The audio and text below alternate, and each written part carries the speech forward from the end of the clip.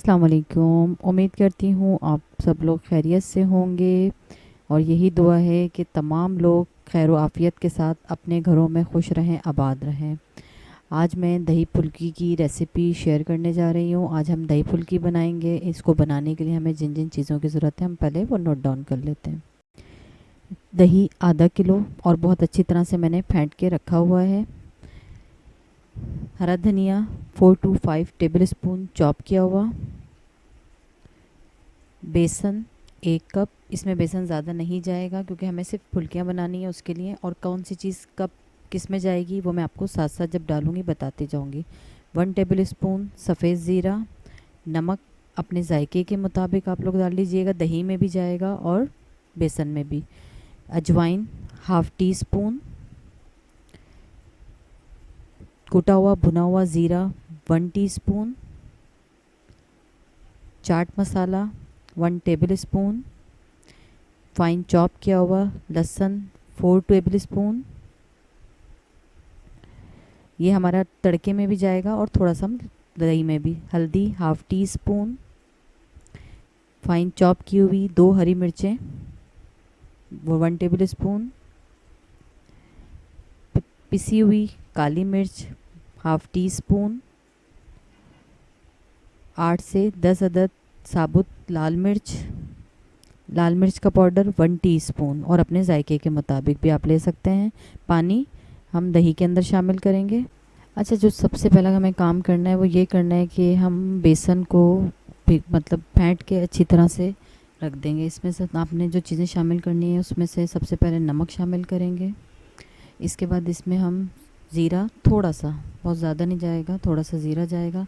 अजवाइन को आपने हथेली पे डालना है और इसको इस तरह से रगड़ के फिर इसमें शामिल करना है। अजवाइन इसमें आपने ज़रूरी शामिल करनी है। उसकी वजह यह है कि बेसन है। हल्दी हाफ़ टी स्पून सारी इसी में शामिल होगी।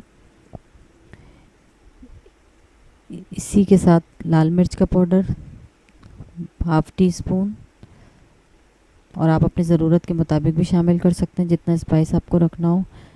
और अब हम इसको फेंट लेंगे अच्छी तरह से पानी शामिल करके।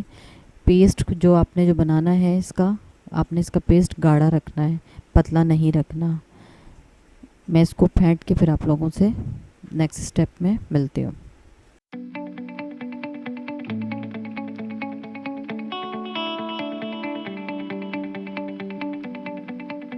अच्छा, ये देख सकते हैं कितना ज़बरदस्त सा हमारा ये जो बेसन है फट गया है। इसमें लम्स नहीं होने चाहिए, गुठलियाँ नहीं रहनी चाहिए। थोड़ा सा हरा धनिया भी इसमें शामिल कर देंगे। और आप लोगों ने इसका ये ख्याल रखना है कि बेसन को आपने इतना फेंटना है कि बेसन का जो कलर है वो येलो से तब्दील होकर वाइट कलर में आ जाए। उसकी वजह यह है हम इसमें कोई भी बेकिंग पाउडर, बेकिंग सोडा वगैरह शामिल नहीं करेंगे, ताकि ये इसको जितना अच्छा हम फेंटेंगे उतना अच्छा इसकी फुल्कियाँ तैयार होंगी बन के। बेसन को मैंने फेंट के एक साइड पे रख दिया। अब हम इसका जो दही है वो तैयार कर लेंगे।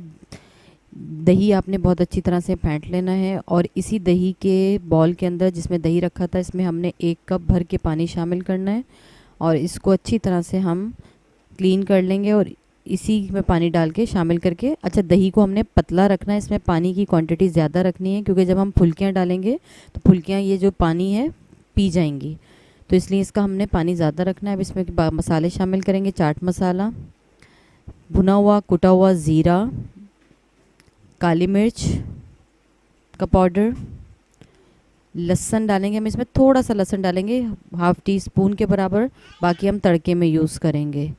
इसी के साथ इसमें जो हमने चॉप की हुई हरी मिर्चें हैं ये भी शामिल कर देंगे। पिसी हुई लाल मिर्च भी डालेंगे। साबुत ज़ीरा थोड़ा सा शामिल करेंगे। पिसी हुई लाल मिर्च डालेंगे, लेकिन आप लोग अपने हिसाब से, जायके के हिसाब से डालिएगा क्योंकि हमने इसमें हरी मिर्च, काली मिर्च, चाट मसाले में भी मिर्च होती है। नमक अपने जायके के मुताबिक, क्योंकि चाट मसाले में भी नमक होता है। अगर नमक कम लगा तो फिर हम इसमें बाद में और शामिल कर लेंगे। इसमें थोड़ा सा हरा धनिया भी 1 टीस्पून के बराबर शामिल कर देंगे, और इसको अच्छी तरह से फेंट लेंगे। फेंट के अब हम इसको एक साइड पे रख देंगे, और अब हम अपनी फुल्कियाँ फ्राई करने की तरफ चलते हैं। फुल्कियाँ फ्राई करके फिर हम इसमें डायरेक्ट शामिल करते जाएंगे। ऑयल हमारा बहुत अच्छी तरह से गर्म हो गया है, और अब हम अपनी दही फुल्की बनाने की तरफ चलते हैं। अच्छा, आपने जितनी आपकी कढ़ाई में स्पेस हो उतनी आपने इसके अंदर दही फुल्कियाँ शामिल करते जाना है। और अच्छे से जब ब्राउन हो जाए तो हम इसको फिर निकाल लेंगे दोनों साइड से फ्राई करके।